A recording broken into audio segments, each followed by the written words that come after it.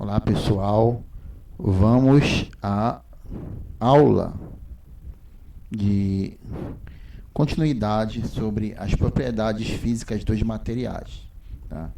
Na primeira parte da aula nós vimos a diferença entre os materiais naturais e artificiais e vimos também a importância de propriedades como a densidade, né, que ajuda a explicar por que alguns objetos afundam na água e outros não, e a resistência, que é uma propriedade importante para a gente conhecer, por exemplo, quais materiais são melhores para construir uma casa, uma ponte, né, por exemplo. Né?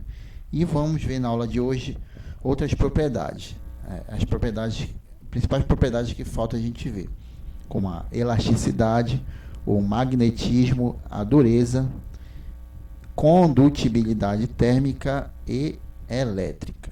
Tá? Em relação à elasticidade, né, os materiais elásticos eles podem ser deformados, ou seja, ter sua forma modificada. Porém, eles podem voltar à forma original quando a força que causa a deformação ela para de atuar. Né? Aí mostra aqui no slide uma imagem de uma moça, né, provavelmente uma atleta, né, fazendo uma espécie de alongamento, né? E isso só é possível porque em nossa coluna vertebral, né,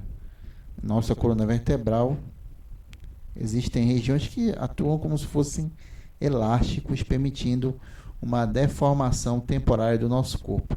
Graças à elasticidade da nossa coluna, nós podemos nos curvar e ficar eretos, ok?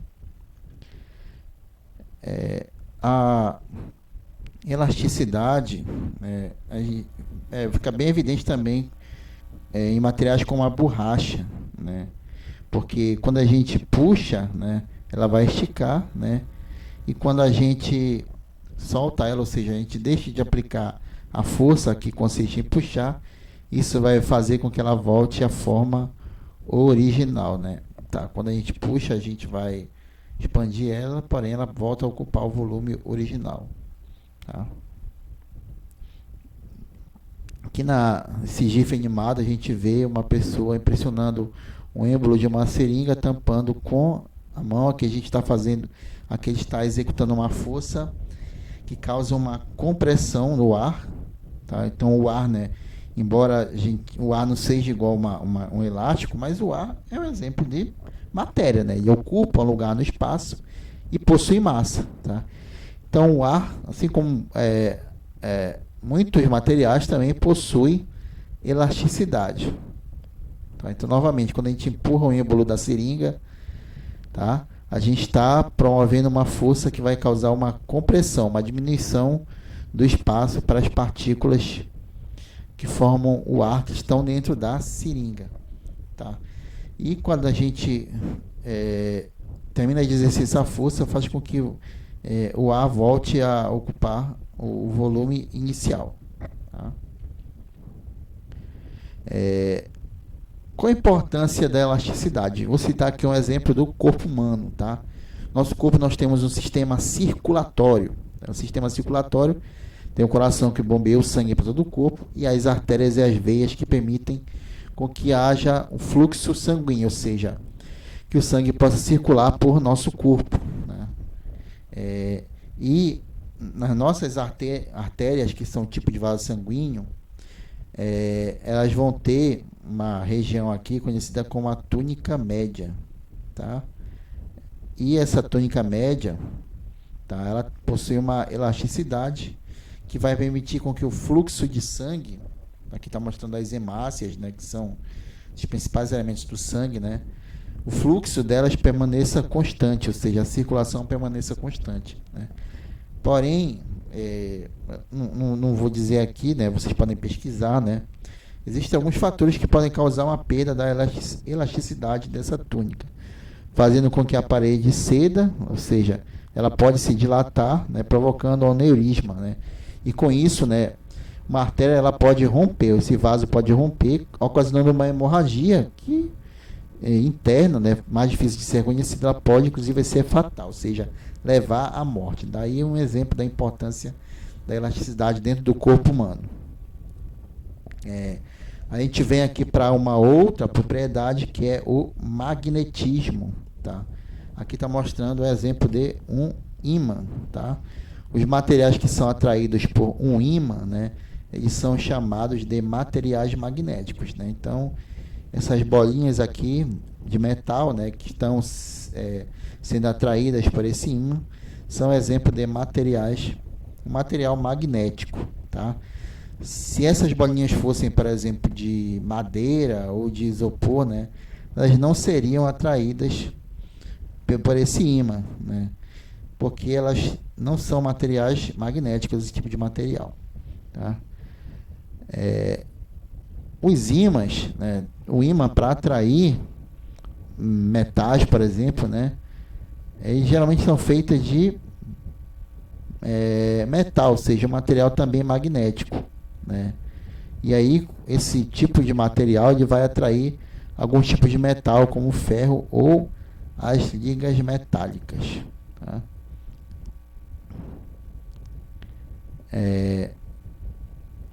O magnetismo, né, ele vai ser um conjunto de fenômenos relacionados à interação entre os campos magnéticos, né, que são regiões do espaço, né, que vão se encontrar sob a influência de correntes elétricas, né, movimento de partículas do átomo ou momentos magnéticos de moléculas ou de partículas elementares, né? Então essa é a definição de magnetismo, né?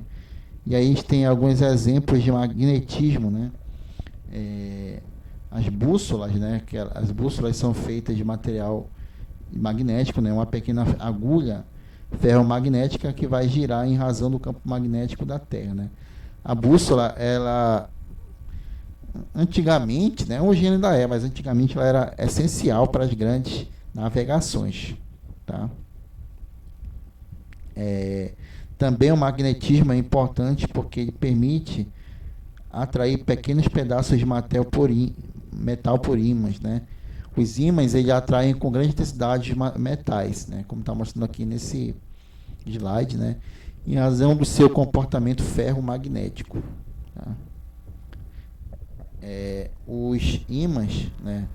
Quando você tem polos de mesmo nome, por exemplo, pegar dois ímãs, né, e colocar o norte de frente para o norte, o sul de frente para o sul, né, eles vão tender a se repelir, ou seja, ao invés de ocorrer uma atração, né, vai ocorrer uma repulsão, né? Então repare, quando tenta aproximar esse ímã desse outro, né, ele tende a se distanciar, tentar fugir um do outro, né? Isso porque você está tentando aproximar polos, os mesmos polos de ímãs diferentes, tá? O nosso campo magnético da Terra, né, que existe no nosso planeta, ele existe em razão de uma rotação relativa entre o núcleo da Terra e as suas camadas externas, exosfera, troposfera, estratosfera, né, que vão girar com velocidades diferentes, ou seja, a velocidade do núcleo diferente da velocidade dos outras camadas da Terra, tá? E esse campo magnético, né, ele é essencial para o nosso planeta, para as navegações, né, no passado, né, para que elas pudessem acontecer, porque ele que possibilita a existência das bússolas, né? Uma bússola, como foi mostrado no slide anterior, ela tem uma agulha que ela vai se movimentar e sempre para o lado do norte, ou seja, quem está se orientando pela bússola vai poder sabendo onde é o norte, vai saber onde é o sul, né? Isso vai ajudar muito esse navegador, essa pessoa que está utilizando a bússola para que ela possa se orientar no espaço onde ela se encontra, né? Se não fosse a bússola, né, os navegadores, por exemplo, eles jamais chegariam ao Brasil, né? Jamais Colombo conseguiria descobrir a América, tá? E o campo magnético do nosso planeta, a existência do campo magnético ao redor da Terra, ele é muito importante porque o Sol ele possui partículas que elas saltam do Sol em alta velocidade, né? Tá? Que são conhecidas como vento solar, né? E esse campo, né, como está mostrando no slide aqui, né, ele impede que essas partículas elas cheguem à Terra, né?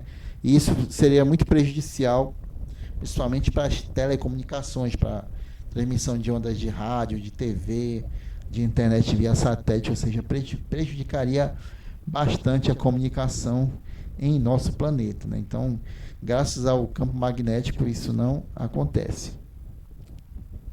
Também um magnetismo muito importante, porque graças a ele, né, esse tipo de material, né, não é mais utilizado hoje, as fitas cassete, né, mas antigamente, né, as pessoas assistiam filme, ouviam músicas graças a elas, né, porque numa fita cassete você pode gravar um filme, gravar cenas graças à gravação magnética que tem nas fitas, né. E durante muito tempo os pendrives, né, os disquetes, né, não os pendrives, tá? Eles usam outro tipo de gravação, né? Mas o disquete, os HDs, né, que ainda são usados hoje, né, eles permitem a gravação de dados nos seus discos por meio de processo magnético. Tá? Uma outra propriedade importante é a capacidade de conduzir o calor, né, que é energia térmica, né, que é sempre transferida de um corpo de maior temperatura para o de menor temperatura, né? E a condutibilidade térmica, ela vai nos indicar a capacidade que o material tem de conduzir essa energia, de conduzir o calor, tá? Quanto maior a condutividade térmica de um material, mais ele conduz calor, né? Os bons condutores, né, são aqueles que têm condutibilidade elevada, e os maus condutores são aqueles que têm uma má condutividade. Tá? Os bons condutores de calor, eles tendem a se aquecer mais rapidamente, né? E isso ajuda a explicar por que, por exemplo, as panelas são feitas de alumínio, porque elas se aquecem mais rapidamente, né? Se ela fosse feita de um material, se fosse uma panela feita de material como a madeira, ela ia esquentar mais, mas não iria fritar o ovo que você quer fritar, porque a madeira, ela é um mau condutor de calor, ou seja, ela demora mais para se aquecer, né?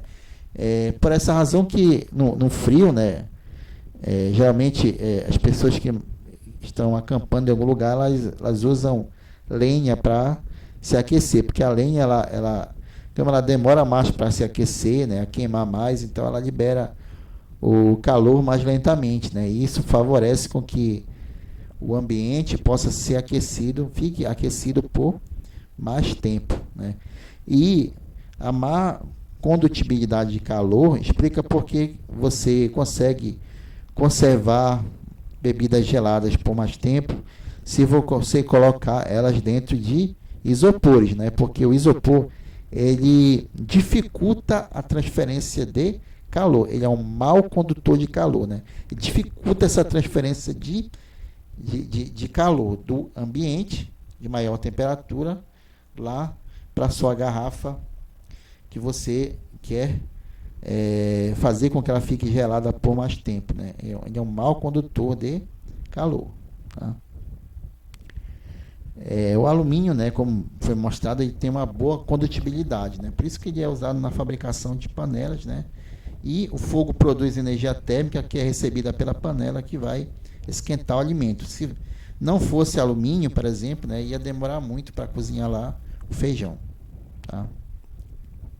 Outra propriedade é a condutibilidade elétrica, né, que vai indicar a facilidade com que o material conduz a energia elétrica, tá?